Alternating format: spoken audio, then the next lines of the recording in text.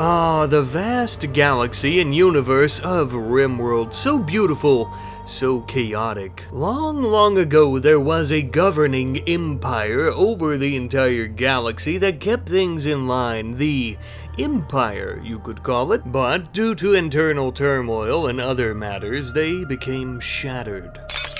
Empires tend to be a delicate thing, but one glorious emperor plans on putting things back on the right track. And that is why today, my friends, we, along with the emperor and his entourage of his clones, shall be taking back the galaxy one planet at a time. Luckily, we've recently commandeered a pirate vessel that is quite small, and that's good because I like a challenge. It'll be a lot harder taking over the planet with such a small ship to fight with. The planet in question today is indeed habitable and also contains the remnants of the Shattered Empire, or at least one of the branches of the Shattered Empire. You may notice, however, that it also contains several other factions, such as the organization known as Void, our arch nemesis. The UNSC and the Covenant are also here, though we don't exactly care about them and their territory as long as they don't get in our way, and we also have several other pirate factions that are warring for territory as well. Now, to take over this planet, though, we're going to need an army, and the majority of my army as the Emperor is off trying to help me conquer other planets,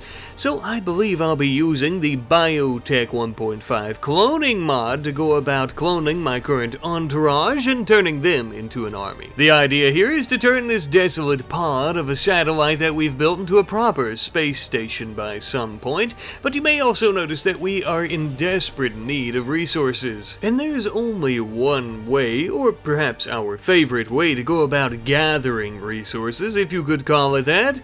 So we're going to be undocking the ship and heading down to the planet's surface. Now, even though our makeshift satellite space station doesn't have any resources aboard, the pirate ship does have some pretty basic ones, being plasteel, steel components, yada yada yada. We're going to be using these resources to build some small engines on both sides of this little vessel, as this vessel itself is actually not meant for entering a planet's atmosphere, and thus we need some proper propulsion to keep us from crashing. Once completed, we began to make our very slow descent towards the planet's surface, landing not too far from an outpost chock full of pirates. These are the pirates known as the Torturous Marauders, a newly founded faction, from what I can tell, that seems to be infesting planets throughout the galaxy like lice. You'll notice that they don't seem to be hostile towards us, and if they were intelligent, this would be because they realize their emperor is here and it's time for them to bow down. But unfortunately, it seems that they are blissfully ignorant to the hierarchy of the heavens, and it's more or less because we are actually traveling in a stolen ship of theirs. But if there's one thing that we hate plaguing our galaxy just as much as the organization, it's pirates. As we approach their camp, at first we could see the confusion in their eyes, which would quickly turn to fear.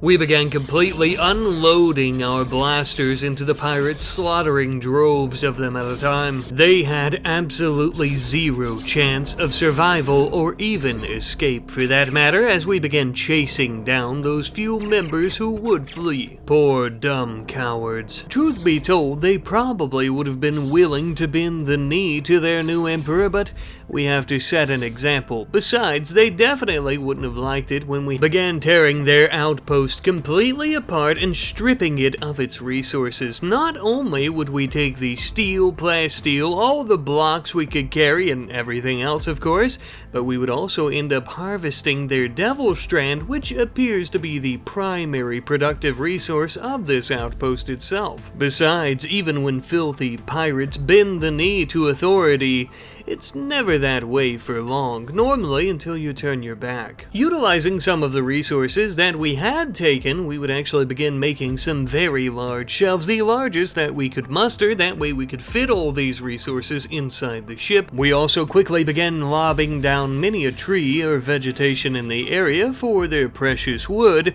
Reason being is because we would also end up creating a small biofuel refinery to turn all of this wood into chem fuel. That way we could actually power the engines of the ship. This is a prime example of how utilizing the technological prowess and knowledge of the Empire and its peoples, we are able to create a self-sustaining empire and fighting force. By this point, the ship was fully stocked with many of the resources we'd collected and was looking more like a cargo vessel, thankfully. After topping off the engines with chem fuel one last time, we then began to take off to go and dock with our satellite in orbit once more. First things first, now that we have the allotted resources, we began putting in some power generation in the form of solar panels on the satellite. That way it can be somewhat self-sustaining. We then quickly began to relocate all the very large shelves we had built inside our little commandeered pirate vessel, and we would actually put those inside the satellite for safekeeping as well as storage purposes. But our reign of terror against the torturous marauders was just beginning. We began to take the ship down once more to yet another of their pitiful little outposts. We quickly enveloped them in a swarm and Hail Mary of blaster fire. To tell you that they stood absolutely no chance against us was a gargantuan understatement. There would be no survivors, we'd make sure of that. The only thing that would be surviving from this base is all of its beautiful precious resources, which we would quickly deconstruct and take into our ship, of course. However, it was during this time that the Emperor thought to himself, perhaps he should have a change of attire. It's been so long since he's had a proper helm or mask. This particular design and helm requires a very vital part from one of the pirates, their skull. True respect from these pirates is only going to come if they fear us. And what better way to make them do that than by wearing one of their skulls on the front of our helmet? Ah, yes, I think this will intimidate the unwashed masses of pirates quite well, striking fear into the hearts of all those who oppose us and even our most obedient subjects. The Empire is back. And with the new Empire come a few new weapons, or at least new to you if you're new to the Clone Army series. For you see, my friends, the Clone Army is all too familiar with nuclear power, you could say. I'm talking bombs, baby, real destructive ones too. Using these pathetic, pitiful sensors on the pirate vessel that we commandeered, we're actually able to observe certain areas, such as a nearby void fortress. Just the type of place that would have plenty of resources, and I do indeed mean plenty, many more types of resources, as well as the quantity of resources than any of the pirates, or quite frankly any other faction on this planet or even in the galaxy. But I think you get the point. Enough of my rambling. We began preparing our gigantic nuclear warheads, and then bombs away.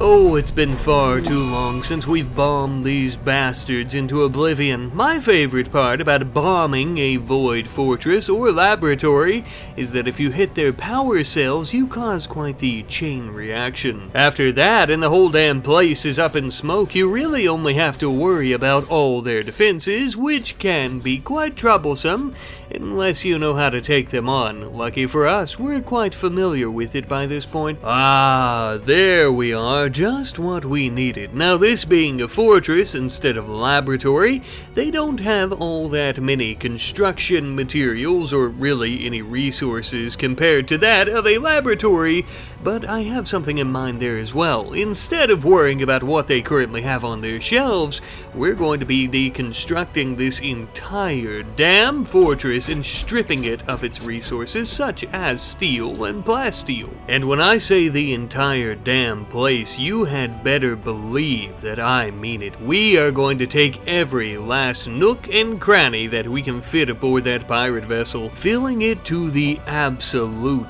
brim as much as we can stuff. And sure, we were occasionally having some issues with their mutants that were waking up from hibernation, whatever these monstrosities they create are, but it was well worth it as we were getting plenty of resources and even better, many of the void power cells.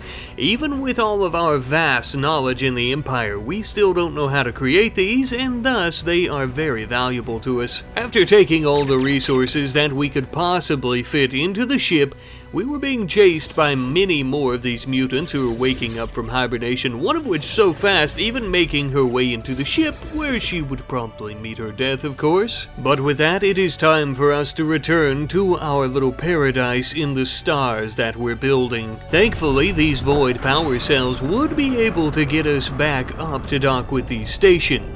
We had increased the size of the pirate vessel, and due to all the new weight that it was carrying, this type of power generation was absolutely crucial for making it back out of the atmosphere. Once we had docked with our little makeshift satellite station and back in orbit around the planet, the real work could begin. All those resources that we had stolen from Void, and even what we had left from the pirates, of course, we immediately began using to expand our station into, well, a true station. We also immediately began building some very necessary rooms in the station.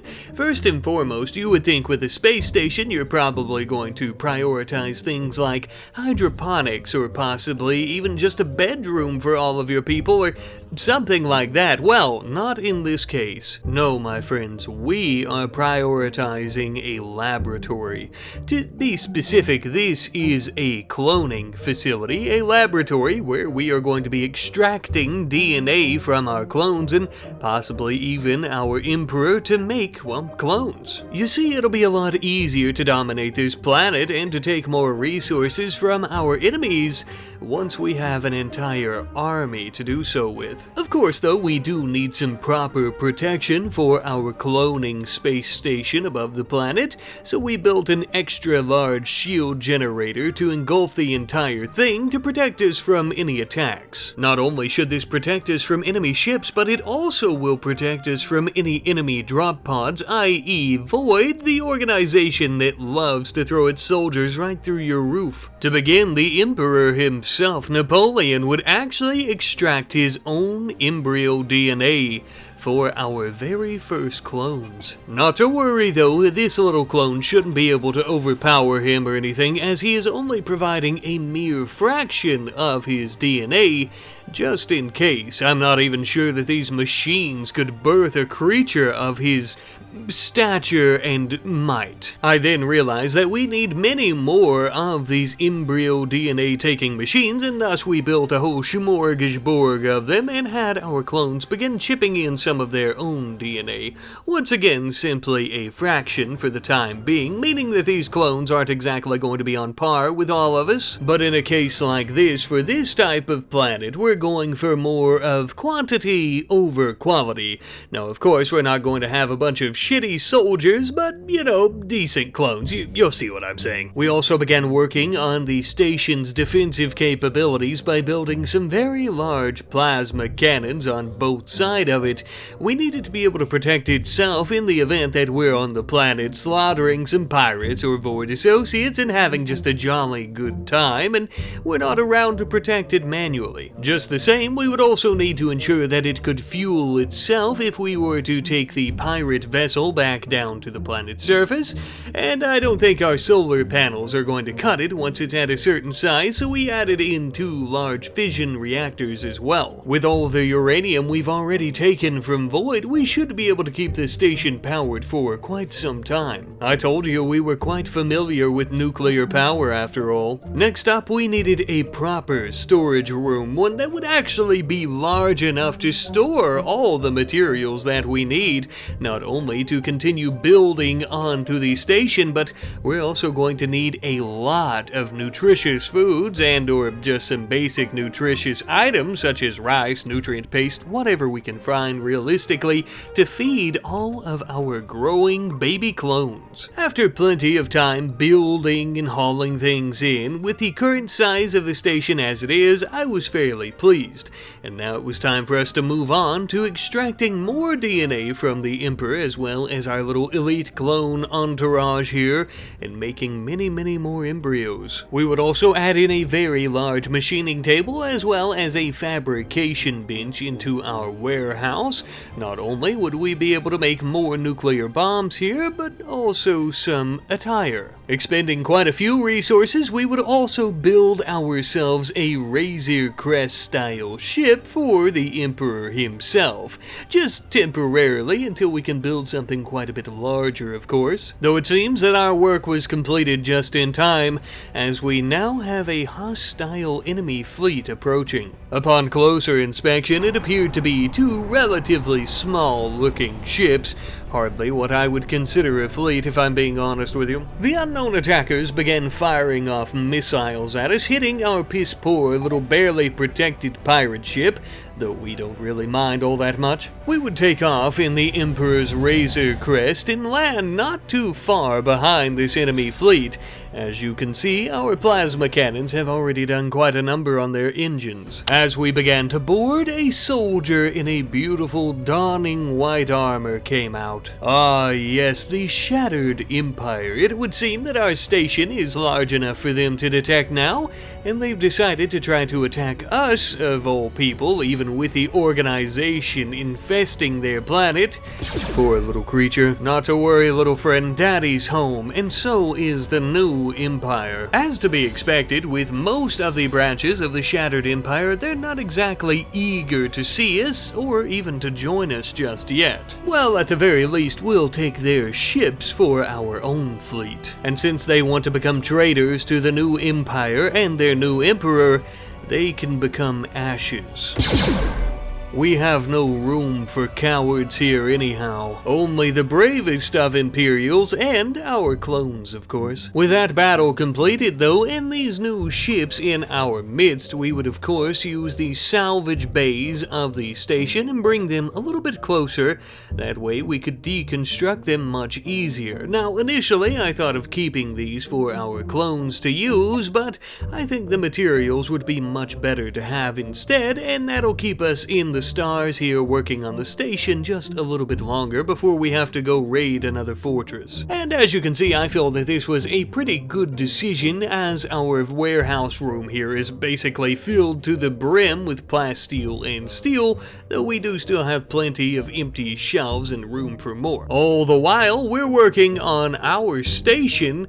Many of the factions on the planet, such as the Covenant, are already easily losing ground to the organization. This is why the Covenant in our quadrant of the galaxy had already surrendered to them. Looks like this one shall do the same. Now, of course, we would happily help the residents of this planet fight against the organization and trade out their dictator to be with a brand new dictator, i.e. us, but first we need many more clones, and they're still currently taking forever to grow. In the meantime, however, while our army is growing, I suppose the very least we could do is prepare for their arrival with a brand new armory room, as well as the armor that they're going to be wearing into battle against all of our foes. Hopefully we'll have enough for all of them by the time they're grown out of their little test tubes. I also wanted to make some engines for the station if for some reason we need to adjust our orbit a little bit or make some type of emergency retreat. It would be better for us to swallow our pride for a hot moment instead of losing all of our clones. These antimatter engines should be perfect for that, but there is just one problem.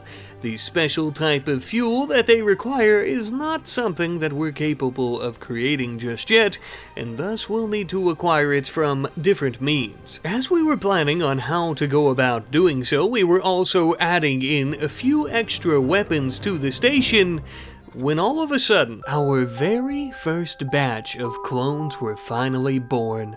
Welcome to the world, my little warriors, my little killers to be, my oppressors of the stars. Now, unfortunately, these babies did come out as, well, babies, so we would have to throw them back into the growth vats to try and accelerate their growth a little bit more so they can actually carry some blasters and wear the armor and, fight. So that's exactly what we began doing. But as they were still growing, we planned out and also began on some pretty ambitious expansion projects to the station, but as we were doing so, we started to run a little low on resources, and even worse, we had more babies. A god-awful amount of babies. I'm not really sure how this happened, as I thought that there would only be one or so per growth vat, but it seems that our army has come pretty early. There were so many babies lying in a pile on the floor, I couldn't count them all, quite frankly, so we would have to use up the last of our steel resources to go about building some emergency cribs all over the station, even in our engine bay. Quite frankly, I don't even know how we're going to feed them all, but we'll figure something out. In the meantime, we had also used up the last reserves of our steel on those cribs, and because I didn't want to leave the babies up here by themselves, we actually decided a bit of an executive decision. We actually started deconstructing the commandeered pirate vessel that we've been using this entire video, and we're going to strip it down to all of its necessary resources to continue expanding the station. Not to worry though, the pirate crew is still safe and sound, sleeping away in their cryo-sleep caskets. Perhaps one day we'll decide to wake them up, but for now they're safe. Kind of, they're floating around in space, but, Utilizing the pirate vessel, though, we began making ourselves some very large coolant tanks to ensure that our shield could take quite a beating. But not only that, we would also end up using the last few bits of steel to make ourselves some more large nuclear warheads. Yes, you caught me, we're going to be bombing Void once more. In case you couldn't tell, the Razor Crest just so happens to have a bombing capability, and I know just the Void Fortress that is just begging to be nuked into ashes. Tally ho, lads.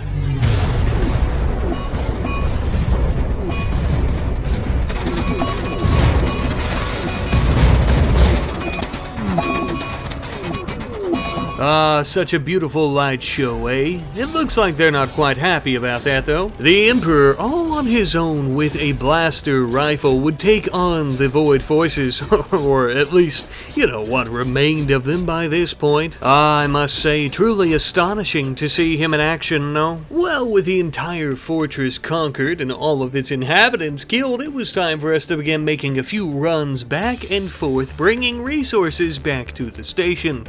By the time that we had finally made our final run, our army was complete and completely grown up. Well, technically they're only about 13 or 14 years old, but that does mean that they are old enough to fire a blaster, and also that they can fit into their armor. I decided to go with a more classic looking armor for them, reminiscent of some of our old armies from the beginning of the clone army's creation. With the creation of our empire, I just thought it was nostalgic, and also just because we're creating these less than average troops. Not to worry though, this armor will still protect them quite well against any of the ballistic weapons that Void uses, and of course we'll also be providing them with some blasters that I think we'll start working on right now. But not only would we begin working on some blasters for all of our new clone soldiers, we would also end up working on some new wings of the space station itself, all of this simultaneously,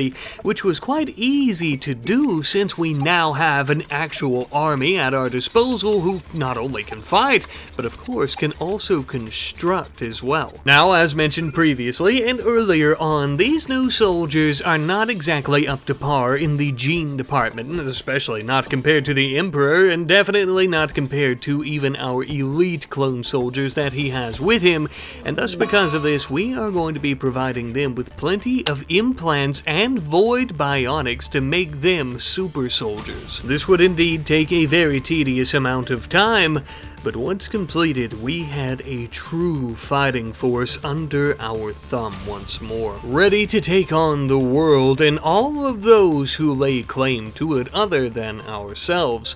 The only issue that we're currently facing is how are we going to get them back down to the planet's surface? Well, in the past, we have dabbled a bit with some droids and different types of robotics, and those types of droids used a certain type of dropship that we would actually end up building 3 of, as I felt that they had quite the adequate carrying capacity for our troops. Think of this like a test mission to see if everything's going to go alright when we attack a void laboratory.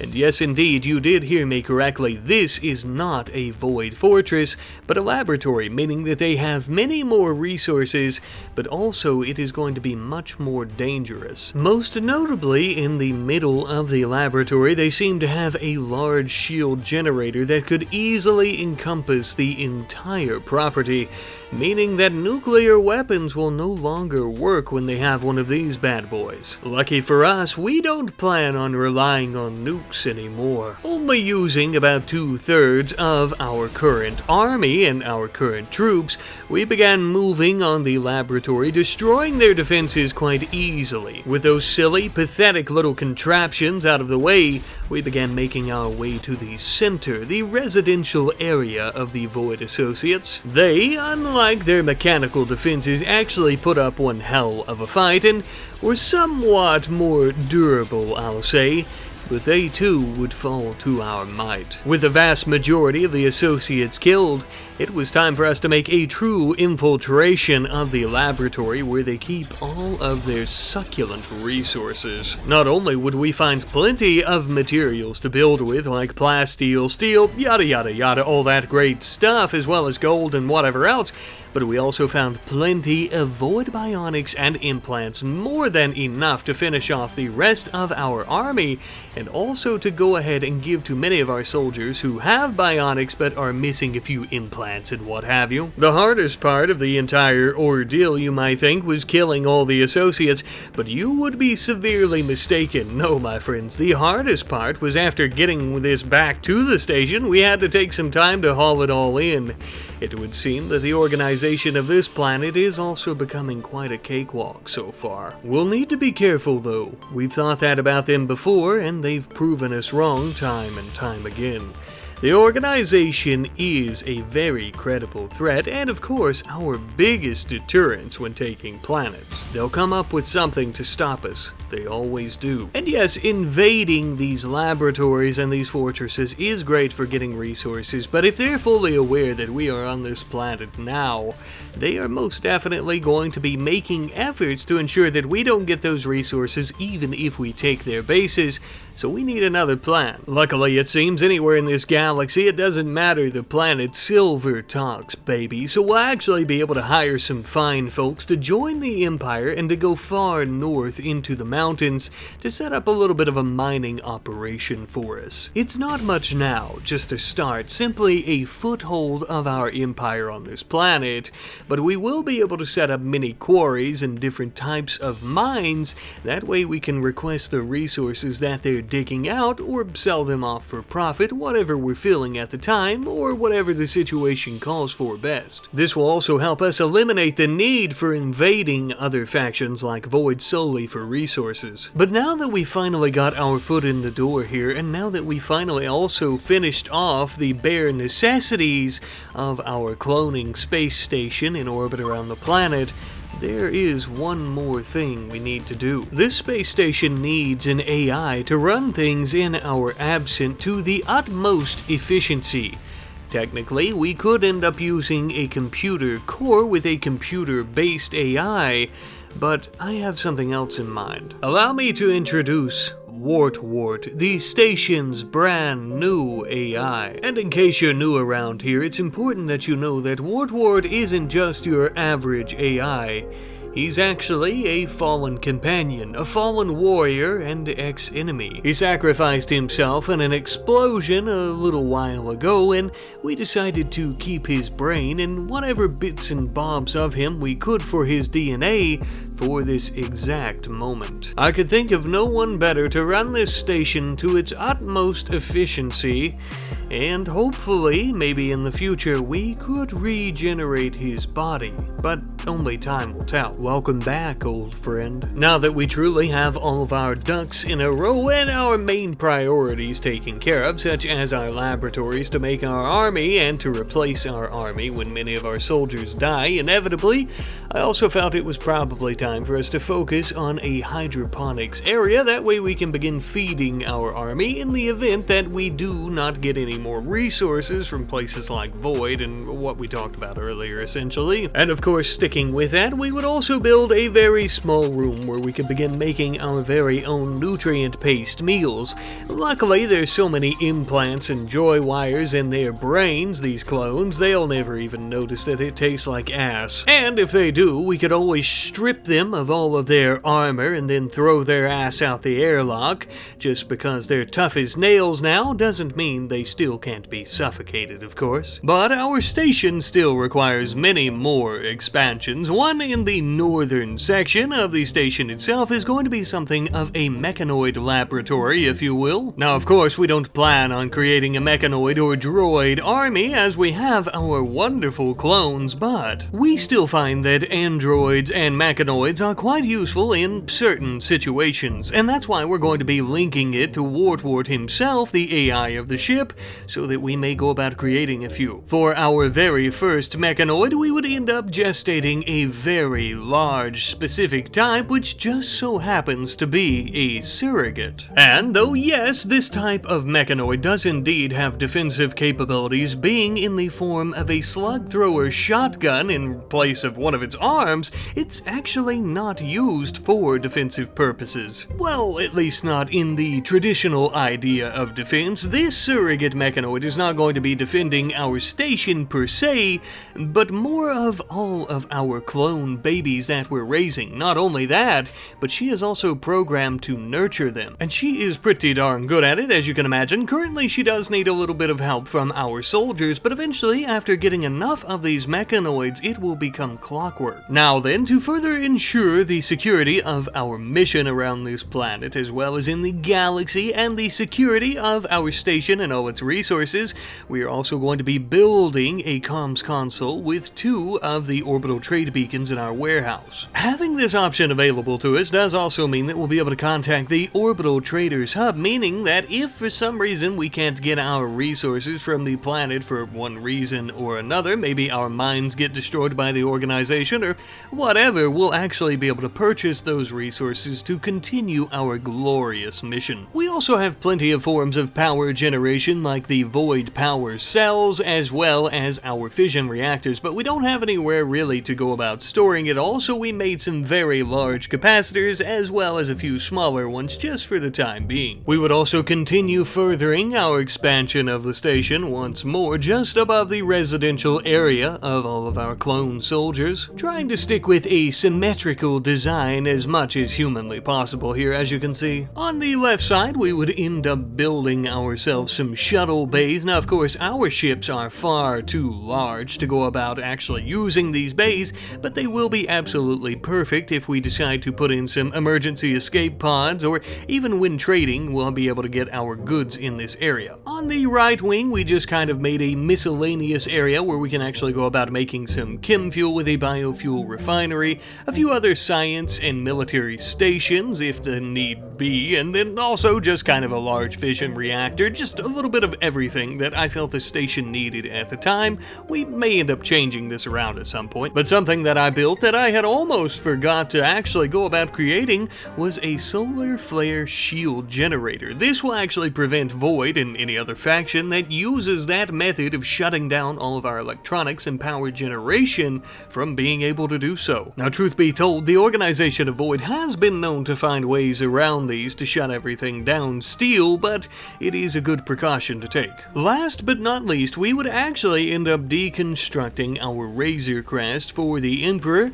as well as all the droid dropships that we had previously built. Now, I know that that may seem a little drastic, extreme, and even a bit odd as to why I would do that, but we were more of testing out these designs, and truth be told, nothing is quite as good as the old classic. Ah yes, the LAAT dropships, absolute perfection. Nothing beats the old Model A. With these, we'll be able to take our army back down to the planet's surface with ease, every last single soldier, and begin our true war against the organization and anyone else who stands in our way. But that will be next episode.